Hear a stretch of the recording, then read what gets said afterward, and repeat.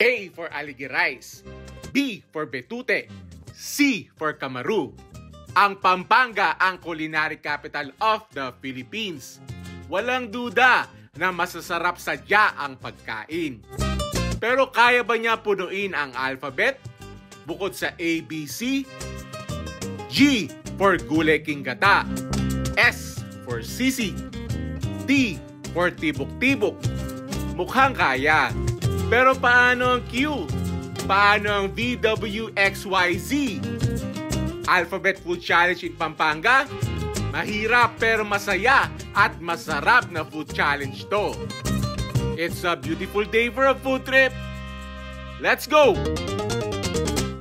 Pero syempre, papasayahin natin ng konti. Lalagyan natin ng konting challenge na kailangan kainin natin ang alphabet from A to Z. Kailangan makakain tayo ng Kapampangan food sa bawat letra ng alphabet.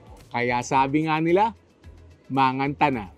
Ayan, mga konting Kapampangan phrases. Siguro yung mga lagi nilang ginagamit. Tulad gan na rin, kakangkang. Salita ka ng salita. Kakayi kang kakayi. Ano ka ng ano. Sa Batangas dumali ka na ng dumali.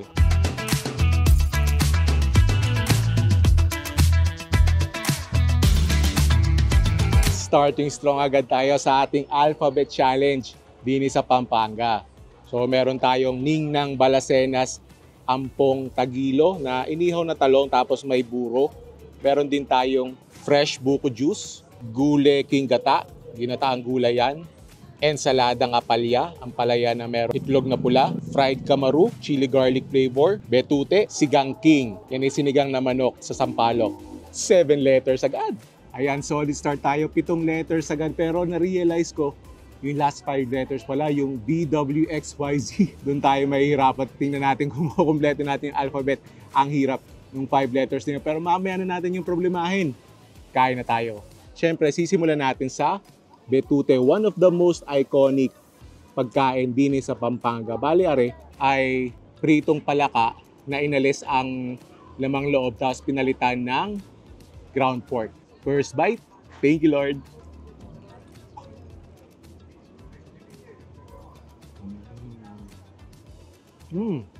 Balik ko ano yung nilalagay mo sa Shanghai.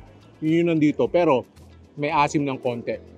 Kasi ang mga Kapampangan dish, parang medyo marami silang dishes na maasim talaga. Parang Shanghai. More on relleno. Isa pang exotic na pagkain din sa Pampanga. Yung kanilang Camaru. Crickets. Tapos yung Camaru nila, available ng iba't ibang flavor. Ari ay chili garlic. Ari ay kakanina na natin. First time ko na-try yung Camaru, hindi siya fried. Medyo parang inadobo na maasim. Ito, sarap nito. Sarap pala pag ano lang, pag fried lang, tapos may flavor. Very airy siya. Very crispy. Parang ano, ang texture, isipin mo parang kumakain ka ng green peas. Parang ganun yung texture. Tapos ang sarap ng pagka-chili garlic niya. Tapos try naman natin tong ensaladang apalya.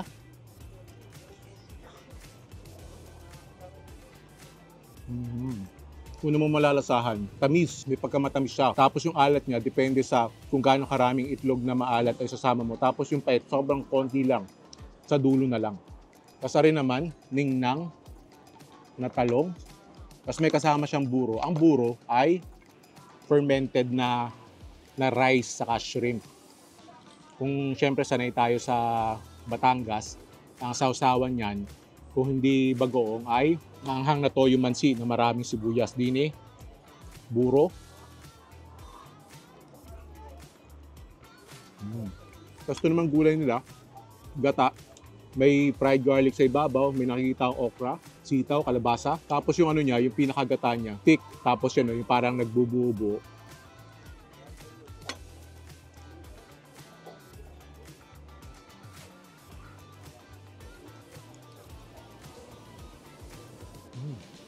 Half-cook lang yung mga gulay, very crunchy pa. Tapos lasang-lasa mo yung gata na may hint ng sweetness. At syempre, pag nasa bukid, masarap, fresh buko juice. Solid start sa ating Alphabet Food Challenge sa Pampanga. See you sa next one. Nandito na tayo sa second stop natin sa ating Alphabet Challenge sa Pampanga. Second stop natin, Kaing Dining. Medyo challenging pumunta dito, medyo malayo sa Kabihasnan. ng Angeles. And then yan, meron silang indoor dining. Medyo limited yung seats din sa Kind Dining, so highly recommended na magpa-reserve kayo. Ara yung menu nila. Kita nyo, Filipino food with a twist. Pakilasa ko yung napayabang sa Okoy. Dami pala na rin. So, ari na yung letter O natin, Okoy. Tapos, heaven sent ang Kind Dining dahil meron silang zucchini rolls na salad. So, yun yung letter G natin. At isa pang letter na mahirap ay nakuha na natin dito, ang Japanese aglio olio. Ma-alphabet, mawala, isasama ko rin. Pero rin na yung letter L natin, yung lechon skewers nila. And yung letter K, na kaya hindi rin ililista ko, yung kanilang crispy pork curry. Naroon na tayo sa Kind Dining for our very heavy merienda. So, unahin natin itong lechon skewers nila. Look at that. Wow, hindi ka naman mapapaibig dyan. Tapos meron siyang dalawang dips, isang cilantro-based na dip, saka syempre yung lechon sauce. Yan. Wow. First bite. Thank you, Lord.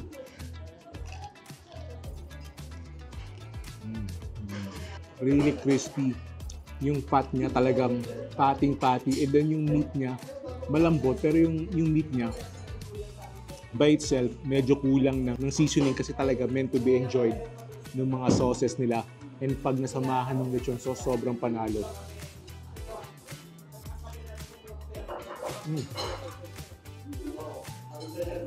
And try na natin itong Okoy. What? Look at that, Okoy. Halos kasindakan ng aking mukha. Hindi natin ng suka. Very crispy yung kalabasa. Tapos yung loob, parang medyo, may mga parts sa loob na hindi crispy, parang medyo mashed potato yung dating. So ang ganda ng contrast ng texture, hindi puro lutong. And nicely seasoned as well. Ang sarap pag nalagyan ng suka.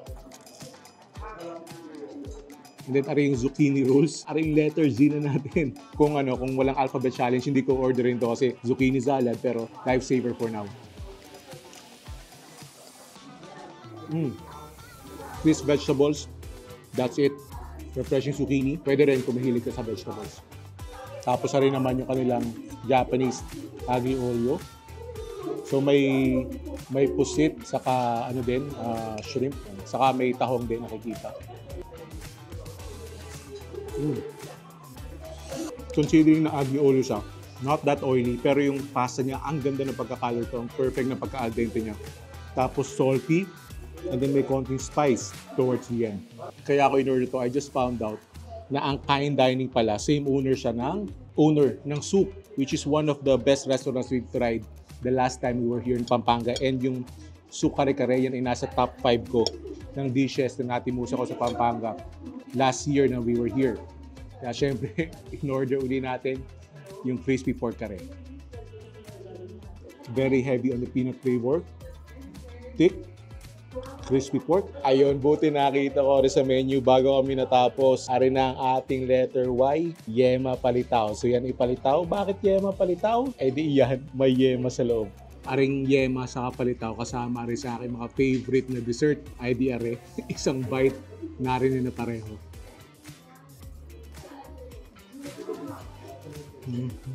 Narinig na tayo sa isa sa paboritong meriendahan ng mga Kapampangan, ang Susie's Cuisine.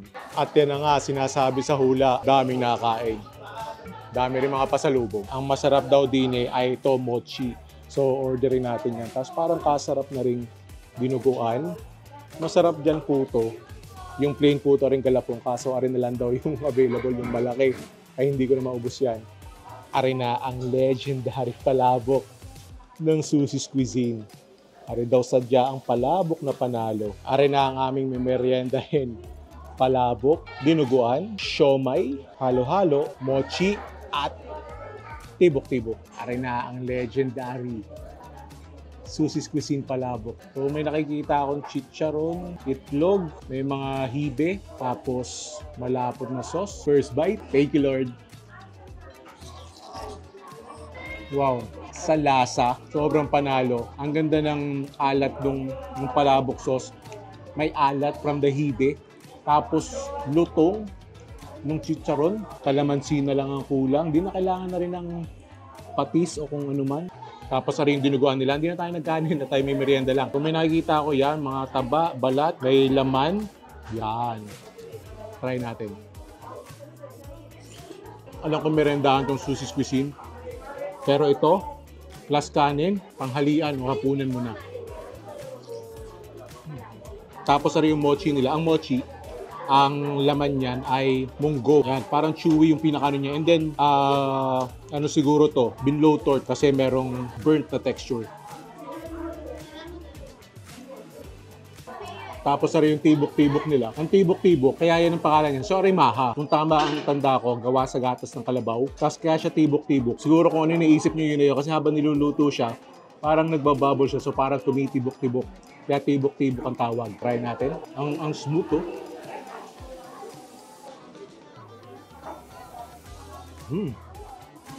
Ang smooth, ang light ng texture.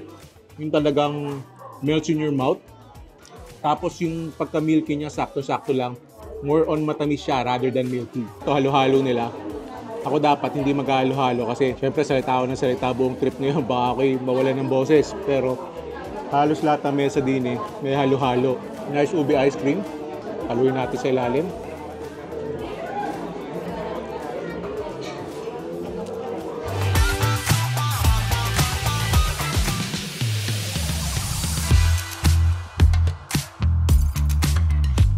And kita nyo, merry mix yung mga pinupuntahan natin ngayon, mga legendary, mga modern na mga Kapampangan restaurants. At nakakatuwa na so far, in our experience, ay talagang gayon pa rin na experience mga modern, mga legendary, masarap. I think isa sa mga reason kung bakit gayon ay dahil talagang na-preserve nila yung lutong matwa. Yan yung sinasabi nila na old-fashioned way ng cooking, yung talagang no shortcut.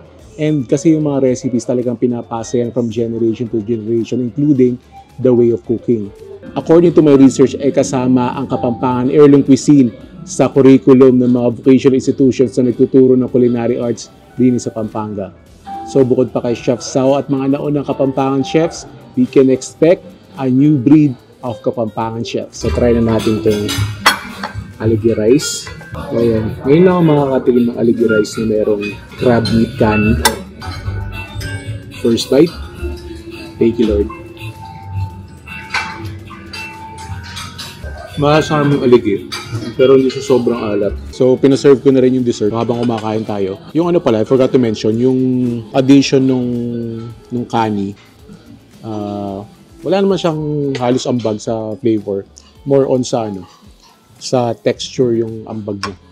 First time ko makakatry ng queso de bola na cheesecake, and with the addition of caramel, should be a nice cheesecake.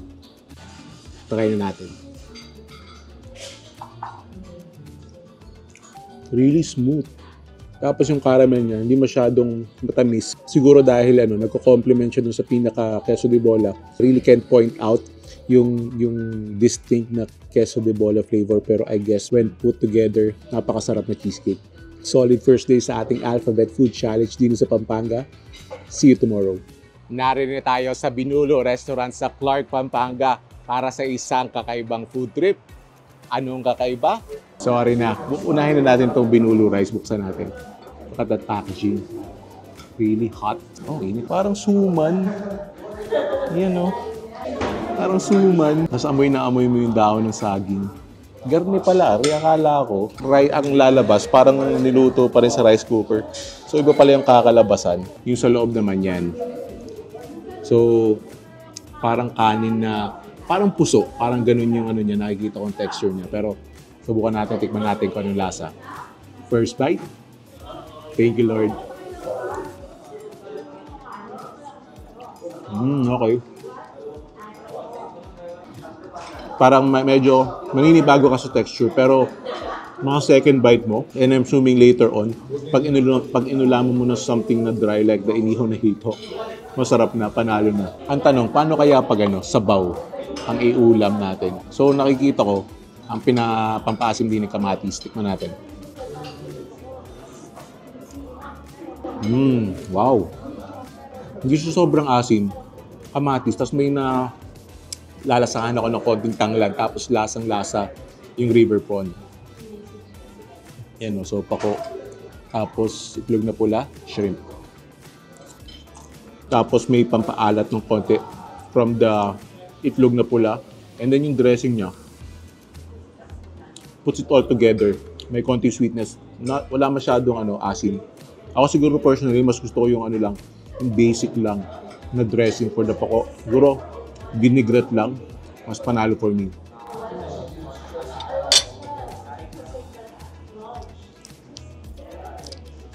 Yan. Buksan natin tong ulang. Wow, look at that.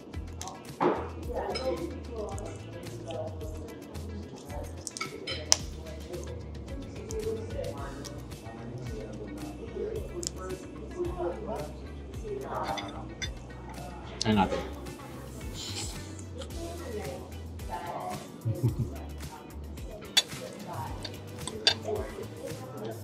Fresh sugpo.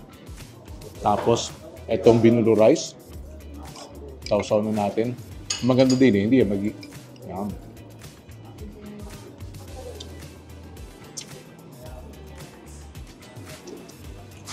It works din with sabaw.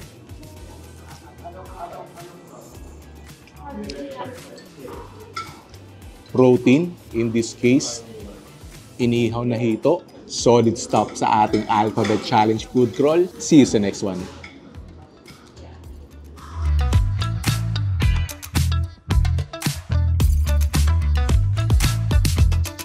Last year, nandito na ako sa Pampanga para sa isang food crawl. Ngayong Alphabet Food Challenge, itong second food crawl ko sa Pampanga, dapat ang mga pupuntahan ko, yung mga hindi ko pa napuntahan last year. Pero i-break ko ang rule na yun dahil for letter S, for sisig, kailangan balikan natin ang for me, ang best sisig in Pampanga, ang Mila's Toko at Baboy, sizzling pork sisig. Ariga naman ay hindi mo babalikan. Crispy, meaty, patty, at grabe, flavor explosion to. Nasanggang kanin. Ay, takam na. Yun, speaking of, nari na yung kanin. And itong pork sisig nila, kahit mag-fail ako sa challenge, pero the fact na nabalikan ko to, nakain ko ulit, ay panalo na ako.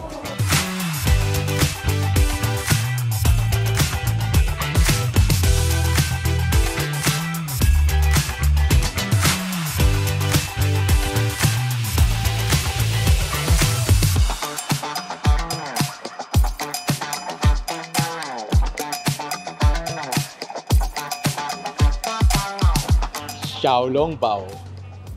Siyempre, hindi ito Kapampangan food, pero nasa Pampanga, kaya pasok pa rin yan. Ayun na, so we're having Xiaolong Bao in Pampanga. Tapos siyempre, the way I eat Xiaolong Bao, kakagating ko muna yung pinakaulo, expose the soup, tapos iinumin ko. Hindi na rin first bite, pero thank you Lord pa rin. Aside from the fact na hindi ganun kadami yung soup, this is pretty good Xiaolong Bao. Solved na yung letter X natin. For the last letter, or letter W, we have waffles. At kahit tapos na ang challenge natin, hindi pa tapos ang food trip natin. Bukas, for brunch, magdadrive tayo 1 hour away from the city, out of the way pa. Dahil balita ko may masarap na restaurant doon na nag-o-offer, nagsiserve ng Kapampangan food. At dahil nasa paanan siya ng Mount Arayat, napakaganda ng ambience. Kaya stay put lang kayo dyan, but for now, breakfast tayo ng alas 7 ng gabi.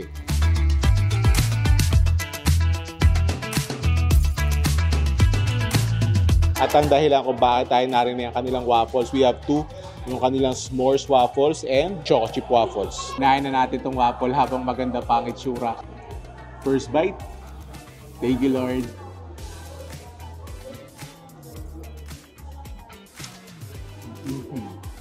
Ang ganda ng pagkakaluto ng waffle. Crispy pa yung labas. Tapos yung loob, ang ganda ng pagkakaluto. And then, very chocolatey. Lang, look at that.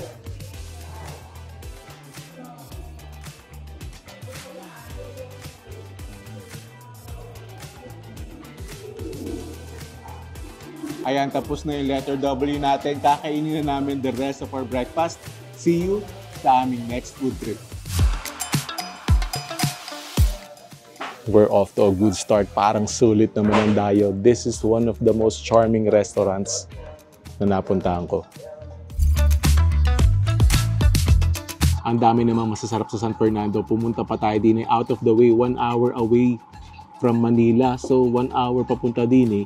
So yung pabalik namin ng Maynila, madadagdagan pa na 1 oras.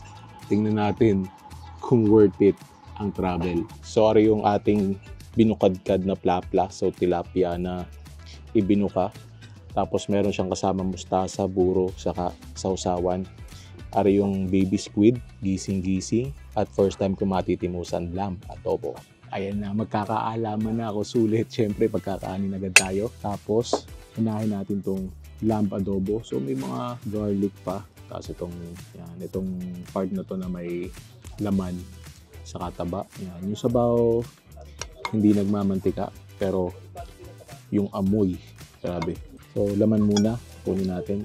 Hop, kita nyo, malambot yun, no? First bite. Thank you, Lord.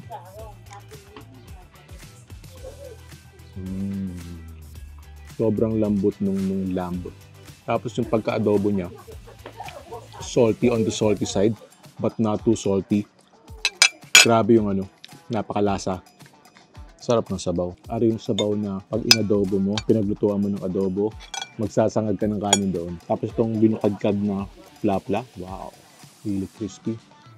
Sunod na natin to kasi masarap to sa sabaw ng adobo.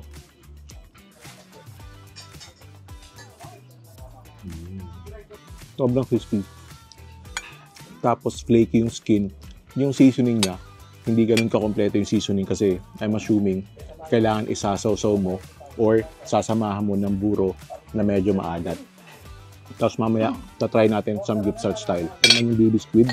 So, may olive oil siya and mga seasoning. Kasabaw natin yan.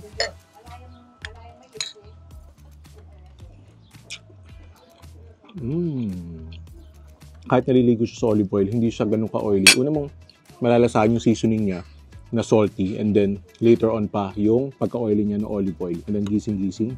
Request rin ni Aisha. Crispy. Tapos, ang sarap ng pagkakagata niya. Nandun yung alat, pero lasa mo pa rin yung gata. And then, yung niya, yung pagkaanghang niya, saktong-sakto lang na kahit hindi ka mahilig sa maanghang, kahit hindi ka mahilig sa sili, ma-appreciate mo pa rin to. Yung napakasarap na kain na yung kailangan ng napakasarap na panghimagas. Tingnan natin kung yun ay ang sikreto ni Maria. So I think caramel sauce yung nasa ibabaw. Oh, may sa loob. Yun pala ang sikreto sa loob. Hindi siya basta-basta ice cream. May suman sa loob. Try muna natin yung ice cream.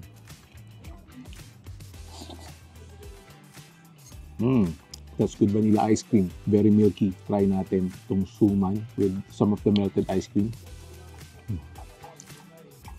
Sarap na suman. At napaka-presko dito sa Abyss Pharma kasi going here, papunta dito, talagang sobrang init at tirik na tirik ang araw. Tapos pagpasok namin, pagbaba namin ng kotse, yung mga puno, yung shade ng puno, tapos yung hangin, napaka-presko. Tapos papapreskohin pa natin ng fresh calamansi shake. Refreshing pero nandun pa rin yung asim ng calamansi. Kung gusto niyo naman ng matamis, edi sagot ko lamang rin kay Aisha. So yung Alphabet Food Challenge din sa Pampanga, check and accomplish. So ang gagawin natin ngayon enjoy na lang natin yung last day natin sa Pampanga with good Kapampangan food. That's it for today's vlog. Thank you for joining me. Sana nag-enjoy kayo. And if you did, make sure to click on the subscribe button and notification bell and watch my other vlog right here. Thank you for watching. I'll see you in a bit.